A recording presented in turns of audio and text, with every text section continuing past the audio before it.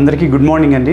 నేను doctor P Sampath Kumar, consultant urologist at Vijaya super speciality hospital Vijayawada. ఈ June నెలలో మనం వరల్డ్ కాంటినెన్స్ వీక్ అని మనం సెలబ్రేట్ చేసుకుంటాం. ఈ సందర్భంగానే మనం యూరాలజీ లక్షణాల్లో, మన కిడ్నీ సంబంధించిన, మూత్రం సంబంధించిన లక్షణాల్లో చూస్తే ప్రధానంగా ఇన్కాంటినెన్స్ అనే సమస్య గురించి ఈ రోజు మాట్లాడుకుందాం. ఈ ఇన్కాంటినెన్స్ అంటే అసలు అర్థం ఏంటంటే యూరిన్ ఆపుకోలేకపోవడం, యూరిన్ ఆక్కపోవడం అనమాట. ఈ యూరిన్ ఇన్కాంటినెన్స్ అనేది చిన్నపిల్లల నుంచి పెద్దవాళ్ళ వరకు, ఆడవాళ్ళు మగవాళ్ళు అందరికీ రావచ్చు. ఒకసారి వెళ్ళాలనే సెన్సేషన్ అనేది, యూరిన్ వెళ్ళాలనే సెన్సేషన్ వచ్చిన తర్వాత వాష్రూమ్కి వెళ్ళే వరకు ఆకపోవడాన్ని మనం ఇన్కాంటినెన్స్ అంటారు. ఈ ఇన్కాంటినెన్స్ 2-3 రకాలుగా ఉంటుంది. ఒకదానంగా ఏంటంటే ఒకటి అర్జెన్ ఇన్కాంటినెన్స్ అంటాం. అంటే ఒకసారి యూరిన్ వెళ్ళాలనే సెన్సేషన్ వచ్చిన తర్వాత వాష్రూమ్కి వెళ్ళే వరకు ఆకపోవడం, అర్జెన్సీ లేదంటే అర్జెన్ ఇన్కాంటినెన్స్ అంటాం. రెండోది స్ట్రెస్ ఇన్కాంటినెన్స్. అంటే ఏదైనా పొట్ట మీద ఒత్తిడి పడ్డ, గట్టిగా దగ్గినా లేకపోతే గట్టిగా తుమ్మినా కానీ, నవ్వినా కానీ యూరిన్ లీక్ అవ్వడాన్ని మనం దాన్ని స్ట్రెస్ ఇన్కాంటినెన్స్ అంటాం. సో ఈ 2 రకాల ఇన్కాంటినెన్స్ వల్ల మన యూరిన్ లీకేజ్ వల్ల ఇబ్బంది పడే అవకాశం ఉంటుంది.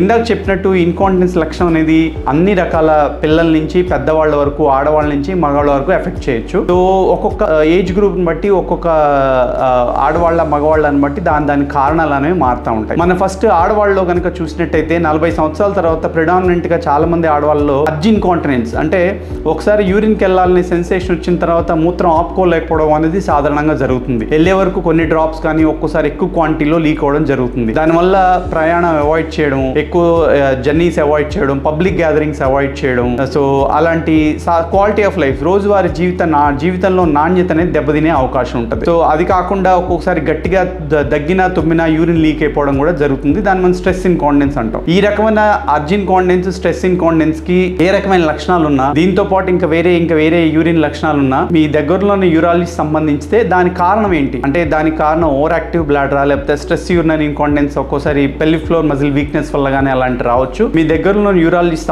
సంప్రదిస్తే దానికి కారణం ఏంటో కనుక్కొని సరైన మందులు వాడితే మీ ఇన్కాంటినెన్స్ నుంచి పూర్తిగా రిలీఫ్ వచ్చే అవకాశం అనేది ఉంటుంది. నెక్స్ట్ మన మగవాళ్ళలో కనుక చూస్తే యూరినరీ ఇన్కాంటినెన్స్ అనేది రకరకాల కారణాల వల్ల రావచ్చు. ఒకటి ఏంటంటే ప్రధానంగా 50 సంవత్సరాలు 60 సంవత్సరాలు దాటిన మగవాళ్ళలో ఒకటి ఏంటంటే ప్రాస్టేట్ గ్రంథి వాపు అంటాం. ప్రాస్టేట్ గ్రంథి ఎన్లార్జ్మెంట్ వల్ల కూడా యూరిన్ ఇన్కాంటినెన్స్ వచ్చే అవకాశం ఉంటుంది.